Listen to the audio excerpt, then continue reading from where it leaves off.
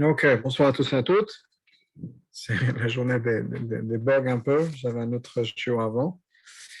Et la clipa s'attaque. C'est aujourd'hui Yud Gimel Tammuz, de Yud Bet Tammuz, Yud Gimel Tammuz. Il y a la clipa qui ne veut pas qu'on fasse la Torah. Mais c'est pas grave, on va quand même continuer. Bezrat Hashem. Ce sera un peu plus court que d'habitude, donc une certaine fois. On va le faire. En tout cas, on est aujourd'hui un jour particulier qui est Yud Bet, Yud Gimel Tammuz, Yud Gimel Tammuz. Juste pour rappeler l'histoire, peut-être que les gens ont entendu déjà ou pas, je ne sais pas. En Tafresh Pesa 1927, le rabbi précédent est arrêté, Tetvav Sivan. Et pour ceux qui étudient le Hayom Yom, c'est intéressant, le Hayom Yom de Yud Gimel Tammuz, et rentre vraiment dans les détails à quelle heure exactement est-ce que le rabbi est arrêté, à quelle heure il a été libéré. Il est arrêté à 2h15 du matin. 2h du matin, 2h15 du matin. On nous dit ça exactement. Le rabbi l'écrit donc dans le Hayom Yom. Et il faut savoir que le Hayom Yom, c'est quelque chose de très particulier. C'est quelque chose de très particulier parce que d'abord, c'est le premier ouvrage du Rabbi. Et il n'y en a pas beaucoup que le Rabbi lui-même a écrit, etc. Et le Rabbi précédent comptait beaucoup sur le Rabbi pour écrire ça. Et il avait des critères, des spécifications pour l'auteur de Hayom Yom qui étaient très, très particulières et très, très élevées. Et que pour écrire quelqu'un comme ça, le Rabbi précédent avait dit, des années avant que le Hayom Yom soit publié, que pour publier le Hayom Yom, il a cette idée, ce projet, ce rêve de publier un louar où il y aura un mot pour chaque jour, un vort pour chaque jour. Mais pour que cette personne puisse l'écrire, il faut qu'il soit quelqu'un qui soit Mesouda, organisé, qui connaisse toute la Torah, toute la Chassidoute, et quelqu'un qui soit intime, qui soit profond, et tout un tas de choses. Et c'est donc, il a trouvé le rabbi pour le faire. Donc, c'est quelque chose de très particulier.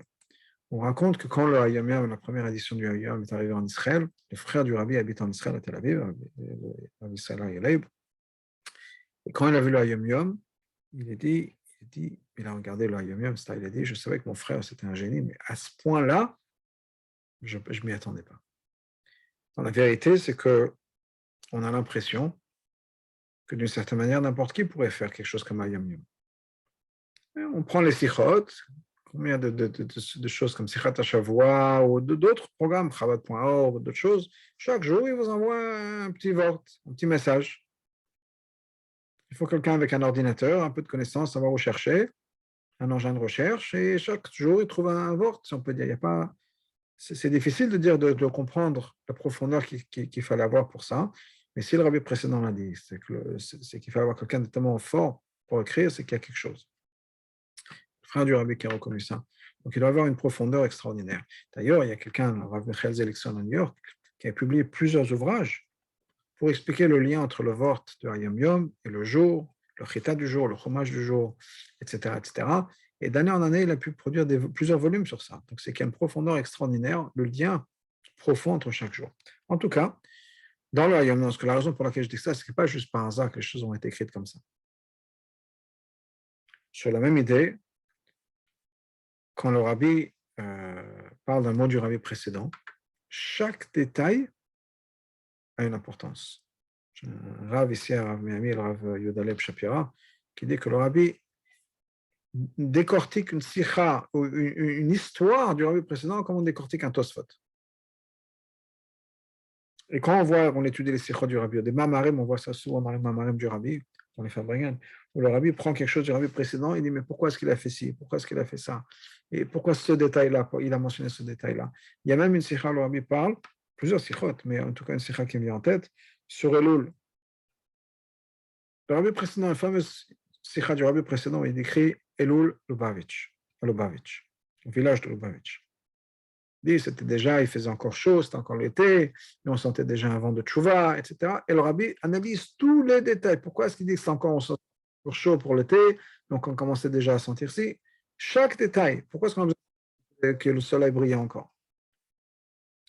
Et le rabbi analyse tout ça. Et non seulement tous les détails de l'histoire, mais quand est-ce que le rabbi précédent racontait cette histoire? Et c'était Pessah.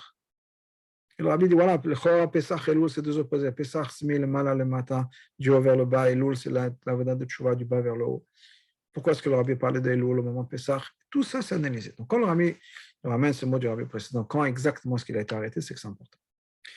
Pourquoi c'est important, je ne sais pas exactement, mais chose que je peux vous dire, c'est que c'est important de savoir, et c'est important que les détails, savoir que les détails sont importants. Pourquoi? Parce que c'est un jour important. Donc, Yud Gimel Tammuz, pour revenir aux détails de l'histoire, se passe plus ou moins comme ça. Donc, 15 Tammuz, 15 Sivan, pardon, le Rabbi précédent est arrêté. On parle de 1927, après Shpezaïn, à 2h du matin, 2h15 du matin, la police secrète arrive dans l'appartement du Rabbi précédent. Le Rabbi précédent venait à peine de s'asseoir dîner, il venait de finir les Yechidut, il venait à peine de s'asseoir dîner que la police s'introduit. Et commence à fouiller, à chercher, etc.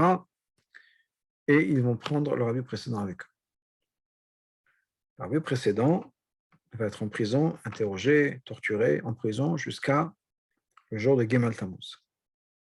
Gimel Tammuz, il sort de prison, on lui donne quelques heures pour faire ses bagages, pour dire au revoir à la famille, et on l'envoie en exil. En exil, il prend avec lui le rabbinit Safi, le rabbinit Chayamushka, qui va être avec lui, et un peu avant, il avait envoyé un autre chassid, Michael Dvorkin, pour qu'il aille là-bas et qu'il commence un cheder. De la même manière que Yaakov avait envoyé Yehuda pour établir une yeshiva en Égypte, dans son exil, le précédent envoie Michael Dvorkin pour construire un cheder, pour établir un cheder là-bas avant qu'il arrive.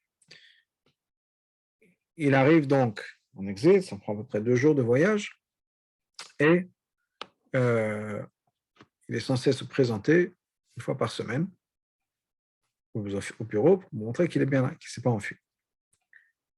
Arrive Yud Bet Tammuz à 12 Tammuz, il se présente, et on lui dit, désolé, les bureaux sont fermés, il y avait une fête, un jour férié, les bureaux sont fermés, mais le type qui était là-bas dit, on ne peut pas vous donner les papiers, mais sachez qu'on a reçu une demande de Moscou, la capitale, de vous libérer. Demain, on rouvre et on pourra vous donner les papiers officiels. Et donc, Yud Gimel Tammuz est le jour où le Rabbi est vraiment sorti de cet exil-là, à Kostroma, dans la ville de Kostroma, et ensuite, donc, il est reparti là où il était, donc il était à Leningrad, et ensuite, on l'a laissé sortir. Il est sorti de Russie 2 ans plus tard. Tafresh Petet, en 1929, le Rabbi précédent quitte la Russie.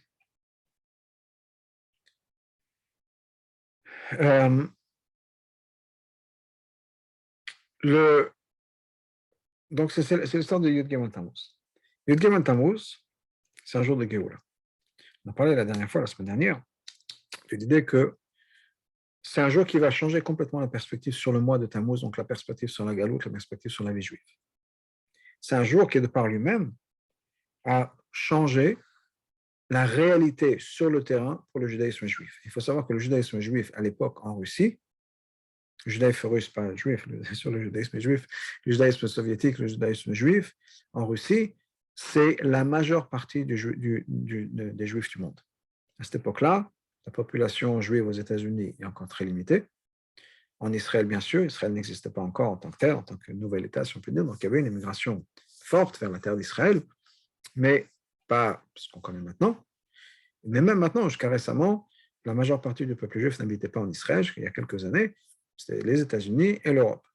Avant cet exil en masse de l'Europe, qui est venu après la Shoah, pendant les années de la Shoah, après la Shoah, la plus grande communauté juive au monde était l'Union soviétique. C'était des millions et des millions de juifs. Et tout ça, donc, sous le contrôle, si on peut dire, du gouvernement communiste. Et qu'est-ce qui se passe? Quand on arrête le rabbi, c'est bien sûr pas le rabbi seul qu'on va arrêter, c'est le judaïsme en Russie, c'était le rabbi qui était la tête de toute cette organisation secrète de Chadarim, Cheder de Yeshivot, de Mikvaot, de Shrita, de Sofrim, de tout. Et c'est le rabbi précédent qui est à la tête de tout ça, qui dirige toute cette organisation souterraine et clandestine. Et le GPO, donc qui était la police secrète avant le NKVD, puis ensuite avant le KGB, le GPU suit de très proche le rabbi précédent, et en particulier la section juive, c'est-à-dire des juifs communistes qui connaissent le judaïsme, qui connaissent de l'intérieur les activités du rabbi précédentes et qui veulent tout faire pour se débarrasser du rabbi précédent. Et comme on dit souvent, il y a un mot en yiddish qui dit que les gevorner sind ärger wie der geborene. C'est-à-dire ceux qui sont devenus sont pires que ceux qui sont nés dedans. Quand quelqu'un est né dedans, il a l'habitude. Quand quelqu'un est devenu, il s'est transformé, il y a plus de zèle. C'est vrai pour les Baal Teshuvah, par rapport à des gens qui sont nés déjà religieux, un Baal Teshuvah, il y a plus de ferveur que quelqu'un qui est né dans déjà fromm, si on peut dire, ou dans d'autres choses. Et des fois, quand quelqu'un s'est converti à une idée, une idéologie, il est encore pire que les gens l'original. Et c'était vrai aussi, malheureusement, par rapport aux gens qui sont devenus communistes et qui se sont battus contre le judaïsme. Alors, bien sûr, les Russes non-juifs voulaient se débarrasser de la religion et voulaient se débarrasser du judaïsme aussi. Mais ils n'avaient pas la même passion, si on peut dire, la même haine de se battre contre le judaïsme que malheureusement cette section juive, Svetska, qui c'est la section juive, qui voulait vraiment se battre contre leur vie précédente. Et ce sont des juifs, malheureusement, descendants de chassidim, parce qu'une bonne partie des juifs en Russie sont de familles chassidiques, malheureusement, de familles chassidiques qui sont attaqués au rabbi précédent. Et ils savaient ce qu'ils faisaient. Et en arrêtant le rabbi précédent, l'idée c'était de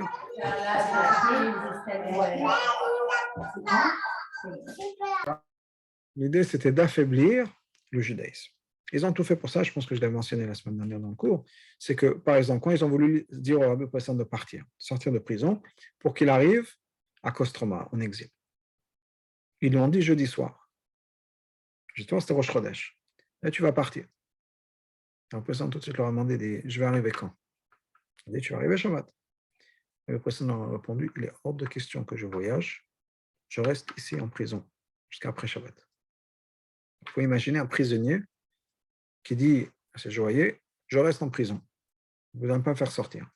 Alors déjà, dans n'importe quelle prison, ce n'est pas très acceptable à accepter, on n'est pas à l'hôtel, ce n'est pas nous qui décidons quand on vient, quand on part, etc. Mais encore plus dans une prison soviétique, à cette époque-là, l'époque de Staline, et encore plus quelqu'un qui va leur dire exactement, qui se bat contre eux. Et non seulement ça, mais pourquoi? Il leur dit pourquoi? Il a dit à cause de Shabbat. Je respecte le Shabbat, je ne partirai pas de prison pour afin que ce qui va me faire voyager pendant Shabbat. Alors que c'est exactement ça qui se bat. Si vous voulez les énerver, il n'aura plus rien trouver de mieux que pour les énerver, que dire non, à cause de Shabbat, je suis à ma Shabbat, je ne sors pas de prison. Mais c'est pour ça qu'on t'a arrêté. Pour ta bataille, ta guerre contre le Chilul Shabbat. On t'arrête exactement pour ça, parce que tu représentes le judaïsme, la Torah, etc. Et c'est ça que tu vas dire, qui trouve une excuse. Et tout sera du rabbi, le rabbi dit, il aurait pu trouver une excuse, leur dire, ok, je ne pars pas, je ne sais pas, j'attends une livraison, j'ai commandé un paquet chez Amazon. Pourquoi Dafka va leur dire Shabbat et Dafka leur dire je ne veux pas voyager? Qu'ils sortent.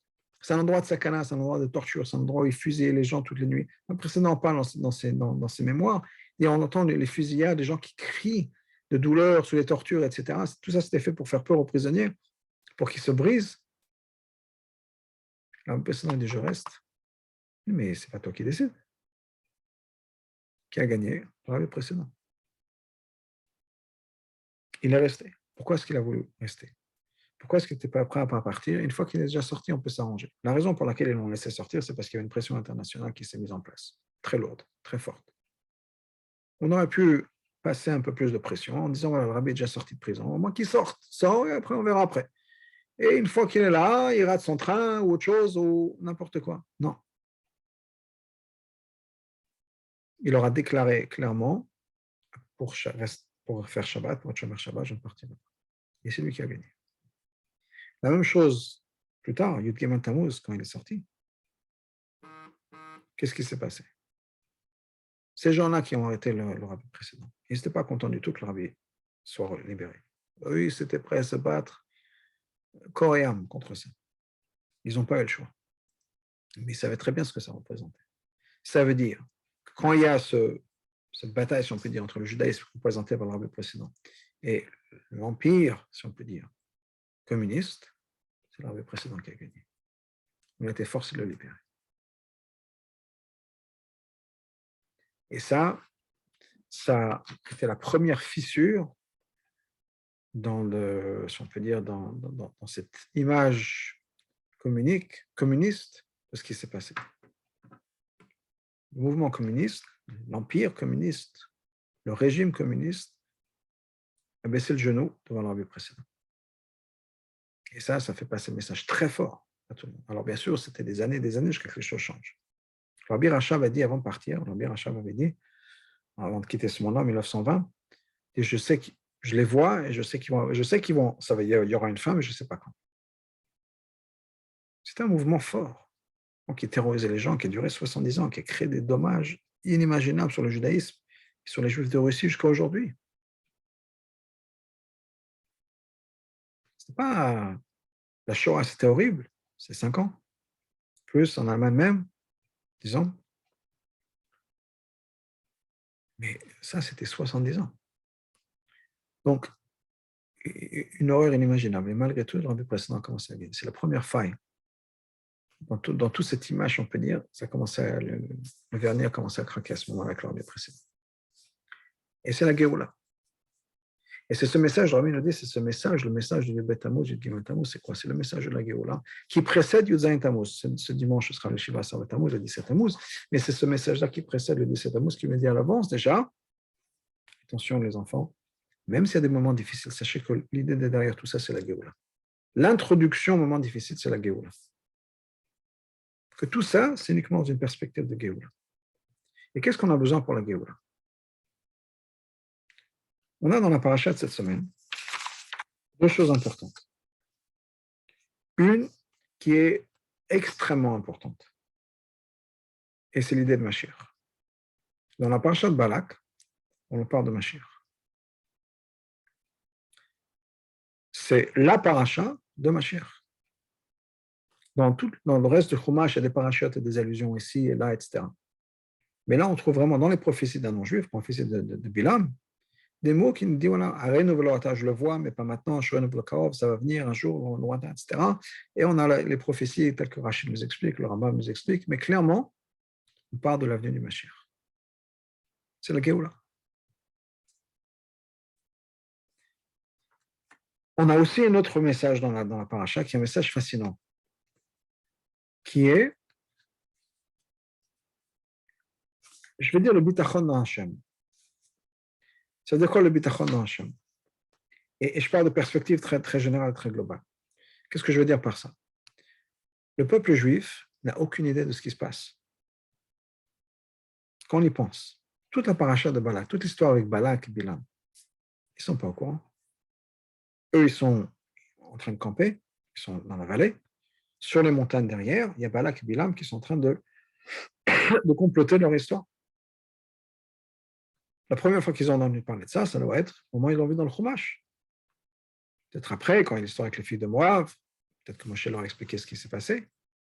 Mais sur le champ, on leur parle de Mashiach. Ils ne sont pas au courant. On leur parle de la Géoula, ils ne sont pas au courant. Alors, ils ne sont pas non plus au courant du négatif, si on peut dire malheureusement. Qu'il y a 2 goïms qui sont en train de planifier la destruction du peuple juif. Ce n'est pas quelque chose auquel ils prennent conscience. Mais la Géoula est en train de se préparer. On a des prophéties de la Géoula, ça se met en place, ils ne savent pas. On ne le voit pas. Ils sont aussi à quelques kilomètres de l'entrée en Israël. Donc, ils s'apprêtent à rentrer en Israël. Donc, tout ça se passe à ce moment-là. À ce moment-là, ils ont déjà capturé le territoire de Sichon et de Og.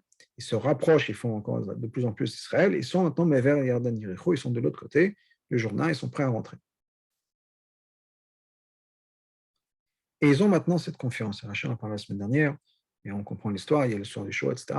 Ils s'apprêtent maintenant à rentrer en Israël. Qu'est-ce qu'il faut pour entrer en Israël? Que les Maraglim d'ailleurs n'avaient pas. Il faut du bitachon. Pour entrer en Israël, qui est l'idée de Géoula, on a besoin de faire confiance à Hachem. On a besoin de faire confiance à Hachem. Mais c'est un paradoxe, on en a parlé la semaine dernière aussi, du paradoxe du mois de Tammuz, du paradoxe de Gimel Tammuz, du paradoxe de la galoute, etc. Mais il y a un autre paradoxe qui se met en place maintenant. C'est le paradoxe du travail. Dans le désert, ils ne travaillaient pas. Dans le désert, ils avaient le petit déjeuner qui tombait du ciel, littéralement. Il y avait à boire, il y avait le puits de Myriam, ils étaient protégés, les nuées, ils avaient besoin de faire la lessive, ils mettaient les vêtements dans la nuée, ils ressortaient, lavaient et repassaient. C'était une vie qui était complètement surnaturelle. D'ailleurs, les espions, les maraglim, les explorateurs ne voulaient pas quitter cette vie-là, ils voulaient rester dans cet environnement, dans cette bulle, dans ce cocon surnaturel et miraculeux. Mais Hachem lui dit non.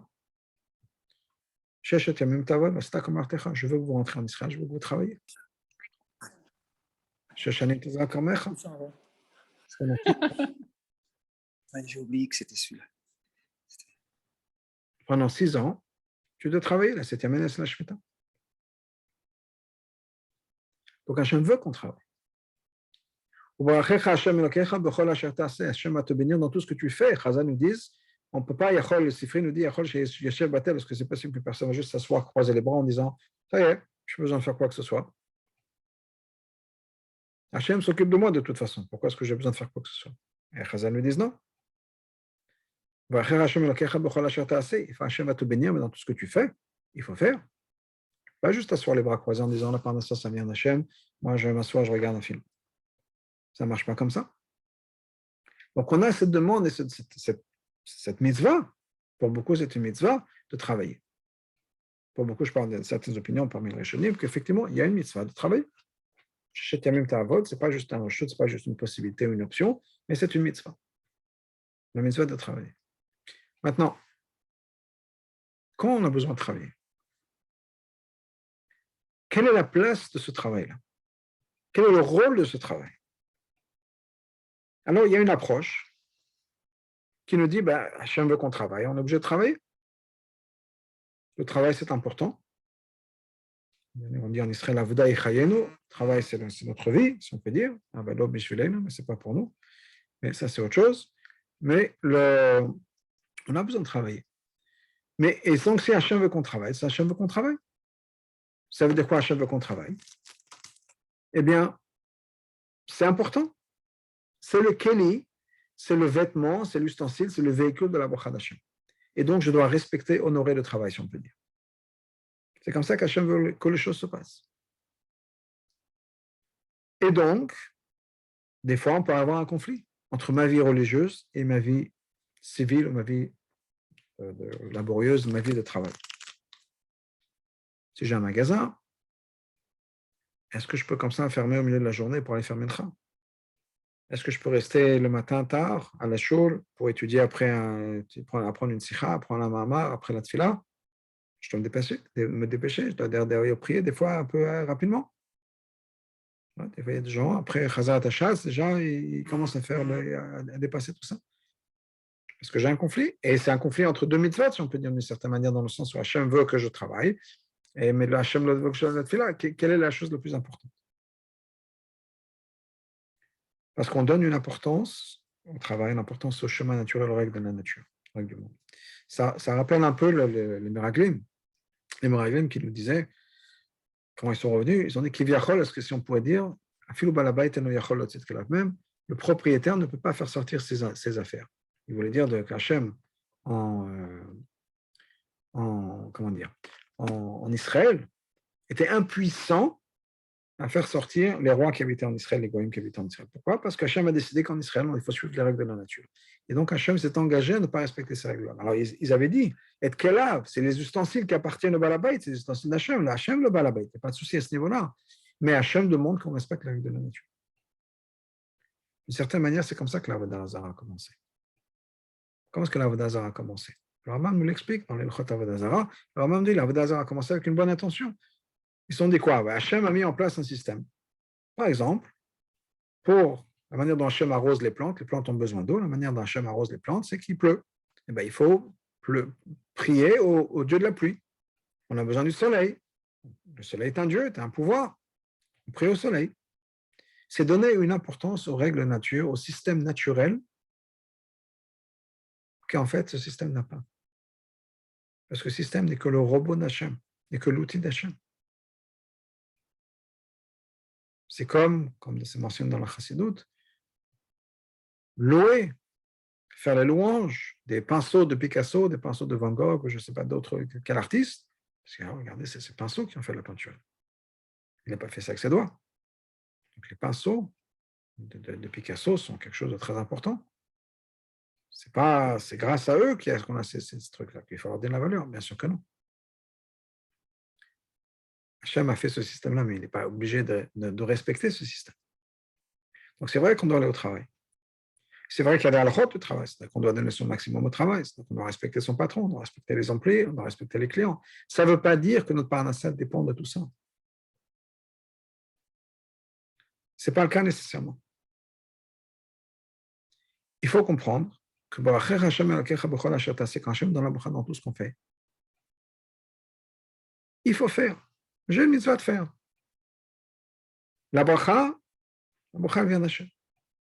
Il n'y a pas nécessairement un lien entre ce que je fais et la bracha. Les gens qui sont dans les affaires le savent. Quand on est employé, c'est peut-être plus compliqué de le voir. On est payé à l'heure. Plus on travaille d'heures, plus on a d'argent. Mais malgré tout, la parnassa vient d'Hachem. Des fois, quand on est à son compte, on sait. On peut ouvrir ce magasin. Il y a des fois, il y a des clients, et des fois, il n'y a pas de clients. Ce n'est pas parce qu'on a ouvert le magasin que ça change quelque chose. Des fois, je peux investir dans un client, il s'avère que ce sera un autre client qui va me donner la parnassa. Quelqu'un à qui je n'ai pas vraiment investi. J'ai la même chose au niveau de la shlichut. Des fois, dans la shlichut, on a besoin de lever des fonds, et pas des fois, mais souvent, ou presque tout le temps. Même chose, on imagine, on va investir dans une personne, on va voir cette personne, on va lui demander peut-être que, etc. Et peut-être qu'il y aura quelqu'un d'autre qui va donner. Quelqu'un auquel on connaît même pas. Donc, on voit clairement ce que dans Yamim, le rabbi nous dit, il y a ce mot du rabbi Rachab qui disait que quelqu'un comprend que la parnassa, ça vient d'Hachem. Et qu'on est au travail, pourquoi? Pour faire des mitzvot. Pour encourager quelqu'un à étudier un peu plus, après avec un minyan, etc. C'est pour ça qu'on raconte des gens. Pas parce qu'on a besoin de clients. La parnassa, l'argent même, Hachem met l'argent dans le compte en banque. Ce qu'il a décidé, ce qui est nécessaire pour nous. On peut prier, pas de souci, on peut changer. J'ai vu une lettre du rabbi aujourd'hui qui dit qu'il n'y a pas de xéra qu'on ne peut pas changer. Donc, moi, si quelqu'un, malheureusement, pense qu'il y a une xéra qui ne peut pas avoir la parnassa, apparemment, on pourrait changer les choses. Mais en tout cas, il faut comprendre que la raison pour laquelle on a un travail, la raison pour laquelle il faut travailler, c'est parce que c'est une mitzvah d'Hachem. On fait la volonté d'Hachem. Hachem veut qu'on fasse une dira b'tartin, on fasse une dira b'tartin. Rien à voir avec les résultats, rien à voir avec la parnassa. La parnassa, c'est le problème de Dieu. Comme le rabbi dit dans Yom Yom, la Moazaken a dit à un juif, toi, tu fais ce que Dieu attend de toi, et Dieu, il fera ce qu'on attend de lui. C'est dans la parnassa. Mais ce n'est pas lié. Et ça, c'est le bitachon qu'on doit avoir. Cette émouna, cette confiance en Hachem, que la parnassa, ça vient d'Hachem. Malgré qu'on a l'impression, parce que c'est comme ça qu'Hachem a créé le monde, malgré qu'on ait l'impression qu'il y a tout un système qui se met en place et que je dois respecter les gens, parce que sinon, si je fâche le client, si je fâche le patron, si je fâche l'employé, etc., ça va m'abîmer ma parnassa. Non, ça vient d'Hachem. Je parle de la parnassa, mais c'est vrai pour d'autres choses. La confiance doit être en Hachem. Alors, il y a des choses à faire, mais qui ne sont pas nécessairement liées à l'un ou l'autre. Si Hachem a décidé combien de parnassa on va avoir, on ne peut pas perdre ça. C'est comprendre encore une fois que tout vient d'Hachem. Il n'y a pas de lien entre l'un et l'autre. On a besoin de faire son travail, on a besoin de respecter les règles, on a besoin de respecter le Shulchan Aruch, de travailler comme il faut, de manière honnête, etc. Tout ça, on a besoin de le faire. Est-ce que c'est marqué dans le Shulchan Aruch? Est-ce que Hachem attend nous? Hachem s'occupe de la parnassa. Ça, c'est quelque chose d'indépendant. Ça me fait penser à l'histoire de ce chassid. On parlait du Rabbi Rachab et de l'époque dans les années 1919-1920 en Russie. Après, donc, la révolution a commencé en 1917, mais bon, on a assassiné le tsar, il a été éliminé. Et après, il y a eu un moment où il y avait un gouvernement démocratique qui s'est mis en place. Ils ont fait des élections. Et le Rabbi Rachab a demandé aux chassidim d'aller voter pour un certain parti. Il y avait un certain chassid qui était quelqu'un complètement détaché des affaires du monde, une personne un peu âgée, un vieux chassid. Pour lui, il ne connaissait pas la politique, etc. La seule chose, il a compris une seule chose, le Rabbi Rachab a dit qu'il fallait voter pour tel et tel parti. Très bien. Donc il se prépare à faire une shlichut du Rabbi Rachab. Il se levait tôt le matin, il allait au mikveh, il a pris un moment de chassidut pendant 2 heures avant la tefila, il a prié Bavoda. Vraiment, il s'est préparé à faire cette shlichut du Rabbi Rachab. Il est parti voter, il arrive au bureau de vote, il met son cartel et il s'apprête à faire une shlichut du Rabbi Rachab. Allez voter. Voter, ce n'est pas une mitzvah. Voter, c'est pas, on n'a pas besoin d'aller au mikveh avant d'aller voter ou de mettre son cartel quand on va aller voter. Pour lui, c'était la shlichut du Rabbi Rachab.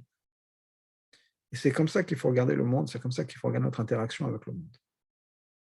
Quand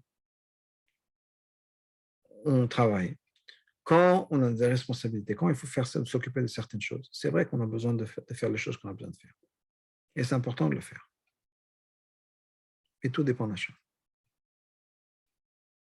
Ce n'est pas parce qu'on va mettre une belle cravate qu'on aura plus de parnassa ou moins de parnassa. S'il faut mettre une cravate pour une raison ou une autre, parce qu'on présente Chabad, on présente ci, on présente ça, ils ont intérêt. Au contraire. Mais ce n'est pas ça qui va changer le monde. Ce n'est pas en respectant les règles de la nature que ça va changer quelque chose. Ça, c'est le bitachon, ça, c'est la Géoula.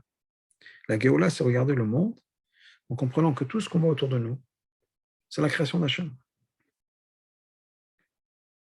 Et comprendre que si on est là et que s'il y a un grand monde, si on peut dire, qui nous fait peur, et en ce moment, le monde a l'air très instable. Les pays qui ouvrent, les pays qui ferment, le Covid, le ça, l'inflation, la guerre avec l'Ukraine. On vit dans un monde, on vit, si on peut dire, la description de ce que Chazal nous donne à la fin de la Gemara Sota, qui est qu'est-ce qui va se passer à l'époque de Mashiach. L'inflation, les guerres, tout ce qui est marqué là-bas, c'est ce qu'on est en train de vivre. Pourquoi est-ce que Chazal nous en dit ça?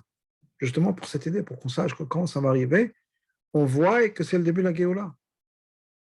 On ne commence pas à paniquer, à s'affoler, qu'on comprenne que dans tous les événements du monde, dans tout ce qui est en train de se passer dans le monde, qu'est-ce qui se passe? C'est la main d'Hachem. Et ça, c'est ce que le rabbi précédent a voulu nous donner avec l'histoire de Yud-Bet Yud-Gimel Tammuz. Si on peut dire, le rabbi précédent a tout fait pour ne pas sortir de prison. Ou au moins, il n'a rien fait pour aider la situation. Il a tout fait pour les mettre en colère. Il a tout fait pour leur donner aucun kavod, aucun respect, pour refuser de travailler avec eux, coopérer. Je ne parle pas de coopérer, de parler de ses activités, de coopérer, enfin d'être un peu, aller dans leur sens, si on peut dire. Je vous ai dit tout à l'heure que quand on leur a dit que tu pars, il a dit non, je ne pars pas, je reste. Alors qu'il aurait pu dire, ok, je pars, et vendredi ou jeudi soir, quand vous allez me dire de rentrer dans le train, à ce moment-là, je vous dirai non. Il aurait pu avoir cette même situation, la même chose qu'il aurait dit non. Il aura dit non en prison, il aurait pu leur dire non après. Et la manière que s'ils avaient voulu, ils auraient pu le prendre par les bras et le jeter dans le train, si on peut dire, chas shalom, ils auraient pu faire ça de chez lui à la maison ou de la prison. Ils ne l'ont pas fait. Ce que le rabbi précédent a dit, il est hors de question que je donne l'impression à qui que ce soit que je suis prêt à partager, à voyager Shabbat, je suis prêt à me compromettre sur Shabbat. Parce qu'ils savaient très bien que la raison pour laquelle ils ont fait ça, c'est pour qu'il arrive Shabbat et qu'on puisse publier à travers toute la Russie. Vous voyez, vous sacrifiez pour Shabbat parce que le rabbi précédent vous dit vous sacrifiez pour Shabbat. Quand ça devient, quand ça l'arrange, le rabbi est prêt à voyager Shabbat. Quand il s'agit de sauver sa peau. Donc, vous ne faites pas l'angoisse, vous angoissez pas trop avec Shabbat, vous n'avez pas de raison de vous mettre en danger. Le rabbi savait très bien que les communistes allaient se servir de ça pour démoraliser des centaines de milliers de juifs qui ont mis sur votre nefesh pour Shabbat. Il est hors de question, il ne s'agit même pas de moi. Hors de question de donner l'impression à qui que ce soit que je peux même faire un compromis sur Shabbat. Mais la même chose à chaque fois. À chaque étape, le rabbi précédent a dit, je me suis comporté comme s'il n'existait pas. Il leur demande des cigarettes. On lui dit de se lever, il ne se lève pas. Rien de grave, il aurait pu se lever. Normalement, la règle en prison, c'est quand on fait passer un message à un prisonnier, il faut que le prisonnier se lève. Le prisonnier a dit, je ne me suis pas levé. Et on l'a frappé pour ça. Et je fais ce que je veux. Il aurait pu mettre un peu du sien, si on peut dire, et coopérer. Pas nécessairement sur, bien sûr, pas sur Shabbat ou sur d'autres choses, mais au moins dans ce sens-là. Quand on l'a interrogé, on a dit, ces interrogateurs, on dit, vous savez, ils ont vu la chutzpah, si on peut dire, du rabbi Presson, et vous savez, n'oubliez pas où vous êtes. Le rabbi Presson dit, je sais très bien, je suis dans un endroit qui n'est pas tour de mezouza. C'est comme dans la toilette, ou je sais pas. Et il a tout fait pour les énerver, si on peut dire. Pas nécessairement pour les énerver, mais la personne a dit, j'ai pris la décision, depuis le moment où je me suis fait arrêter, j'ai pris la décision qu'il n'existe pas, je fais ce que je veux. Et malgré tout, il est sorti. Pourquoi? Parce que c'est justement cette attitude-là que la personne voulait partager avec nous. Il a partagé de plusieurs manières. Mais il a dit, c'est quoi? Le monde qui existe ici, c'est la création d'Hachem pour une raison ou une autre. Le monde de Klippa, etc. N'oublions pas les vraies valeurs, n'oublions pas la vérité, la réalité, la vraie réalité. On parle souvent du monde réel. Du Bachoum, vous allez sortir après dans le vrai monde. Ce n'est pas le vrai monde. C'est la Machaker, c'est un monde de mensonges. Le vrai monde, c'est le monde de la Torah et de Mitzvot, c'est le monde que le Rabbi nous a enseigné à voir, qui est le monde d'Hachem, le monde de la Géoula. Ça, c'est le vrai monde. Et autour de nous, on a l'impression qu'on est dans un monde qui est complètement chaotique, où tout ce qu'on nous a enseigné à la yeshiva, au séminaire de la Torah et les mitzvot, ça, c'est pas la réalité du monde. Chaque juif, à l'intérieur de lui-même, il veut faire la volonté d'Hachem. C'était difficile à voir ça, quand ces juifs-là ont arrêté le rabbi précédent, qu'ils l'ont frappé, etc. Alors, bien sûr, le rabbi précédent partageait avec nous ce moment où ils ont dit, où on voit qu'ils sont juifs. Quand le précédent est escorté hors de sa maison, il y a un des deux qui était là-bas qui a dit, Rabbi, laissez-moi vous aider avec votre valise. Le précédent a dit, tu m'appelles Rabbi?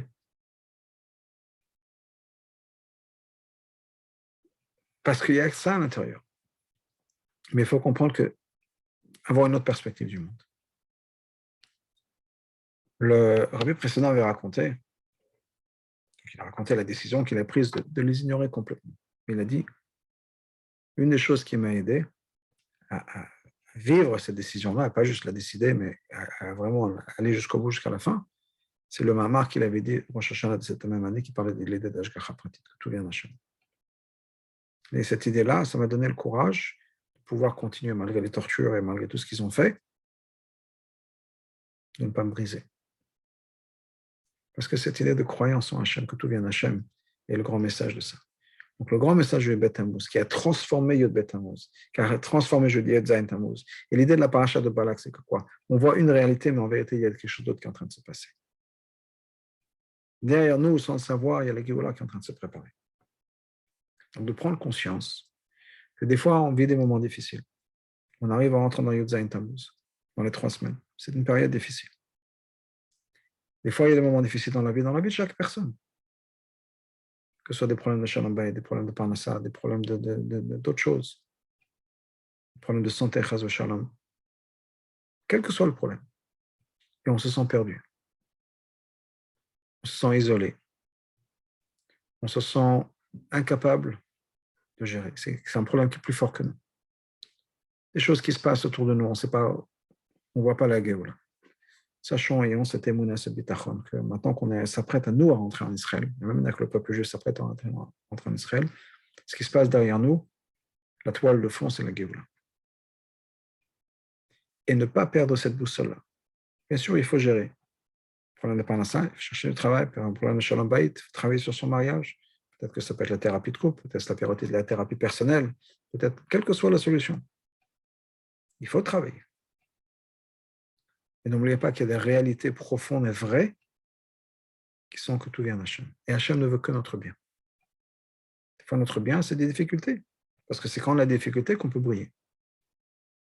Quand il y a des choses difficiles dans la vie, ça veut dire quoi? Hachem dit, je te fais confiance, je sais que tu vas gérer. Des fois, on voudrait bien que les choses soient un peu plus faciles. C'est vrai. Mais c'est qu'Hachem, c'est une marque de confiance, une marque d'amour. Donc, reprenons bien ce message-là, qu'on rentre dans une période, c'est la leçon du Bet Tammuz avant d'entrer dans Yud Zayin Tammuz, qui est ce Shabbat puis dimanche, qui est la Géoula derrière, le fond de tout ça. Hachem est le fond de tout ça. Ne perdons pas les pédales. Ne soyons pas affolés par tout ce qui peut se passer dans notre vie personnelle et dans le monde. Il faut rester bien concentré sur ce qu'on a à faire, la Torah et les mitzvot, etc.